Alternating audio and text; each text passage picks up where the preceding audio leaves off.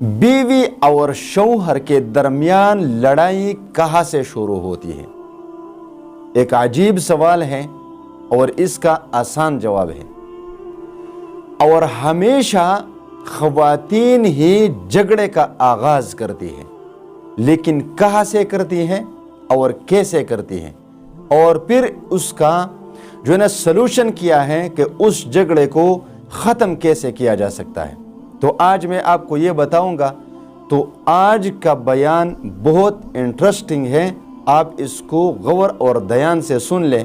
इंशाअल्लाह ताला मैं अल्लाह से उम्मीद करता हूँ कि आपके घरों के आधे इख्तिलाफात तो इसी से ख़त्म हो जाएंगे और बाकी अल्लाह से मांगेंगे, क्योंकि ख़वातीन और मर्दों के झगड़े ख़त्म होते नहीं हैं।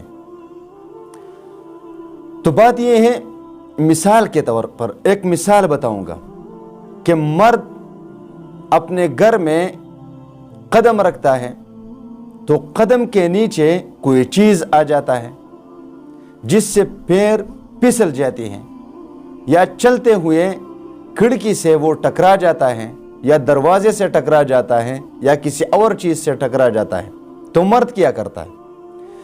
मर्द अचानक ख़वातीन को मोरद इल्ज़ाम ठहरा कर पूछते हैं कि आप इन चीज़ों को हटा नहीं सकती, खिड़कियों को बंद नहीं कर सकती, बर्तन हटा नहीं सकती, जूते हटा नहीं सकते, या केले वगैरह के छिलके हटा नहीं सकती। तो मर्द ने ख़वातीन की तरफ मुतवज्जे होकर बात की। अब ख़वातीन क्या करती है? ख़वातीन करती हैं कि अंधे तो नहीं है, देखते नहीं कि नीचे छिलका पड़ा हुआ है, या खिड़की है, या दरवाज़ा है, या बर्तन है, या जूता है। तो आप अंधे तो नहीं है, देख नहीं सकते, आपके पैर क्यों फिसल गई, आप किसी चीज़ से क्यों टकरा गए? आंखें तो अल्लाह ने दी है। अब यहाँ से लड़ाई का आगाज़ शुरू होता है। अब इसमें दो किस्म के लोग पाए जाते हैं। एक किस्म के वो लोग हैं जो यहां पर चुप कर जाते हैं, यानी शौहर जवाब नहीं देते। तो जब जवाब नहीं देते तो लड़ाई ख़त्म। अब मर्द ने बात की, खातून ने जवाब दिया, फिर उसके बाद अगर मर्द दूसरा जवाब देगा तो वो तीसरी मरतबा खातून बोलेगी, वो चौथी मरतबा जवाब देगा तो वो पांचवी मरतबा बोलेगी। तो आप मुझे ये बताएं कि क़यामत तक ये लड़ाई ख़त्म नहीं हो सकती। इसका आसान सलूशन ये है कि मर्द चुप करे, बस ज़ुबान बंद, तो लड़ाई ख़त्म। अगर ज़ुबान बंद नहीं रखते और फिर जवाब दे देते हैं तो यहाँ पर मार पीट तक बात जा पहुँचती है।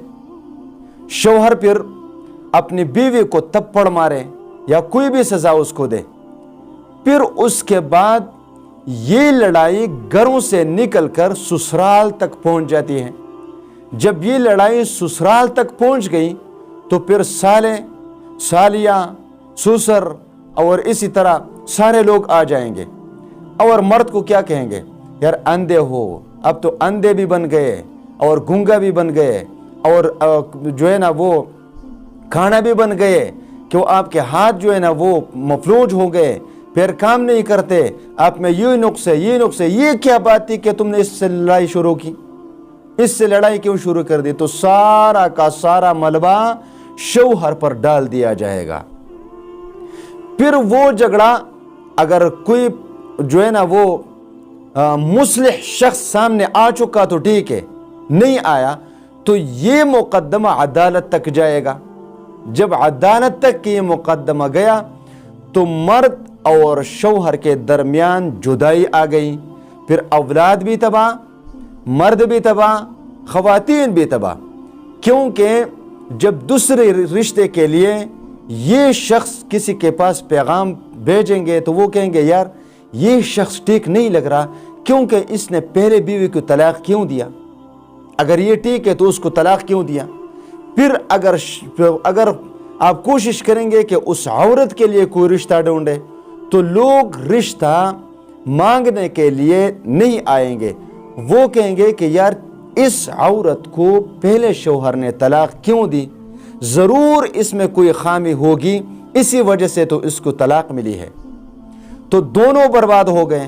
پھر اگر اس خاتون کو شوہر ملتا ہے یا اس شوہر کو کوئی عورت ملتی ہے تو یقین کریں وہ ایسا شوہر ہوگا، ایسی بیوی ہوگی کہ وہ میرے خیال میں اس کے ساتھ پھر جو ہے نا وہ گھر بسانا، اس کے ساتھ زندگی گزارنا دونوں کے لیے مشکل ہو جائے گا۔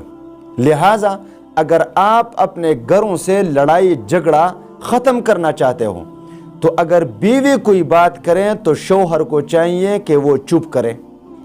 اگر شوہر کوئی ناگوار بات کریں تو عورت کو چاہیے کہ وہ اس کو برداشت کر لے۔ تو جب آپ ایک دوسرے کی بات کو برداشت کریں گے تو گھر میں نہ جھگڑے ہوں گے، نہ فساد ہوں گے، نہ جو ہے نا نفرت ہوگی، اور جو ہے نا تمام جھگڑے اور تمام نفرتیں انشاءاللہ تعالی گھروں سے ختم ہو جائیں گے۔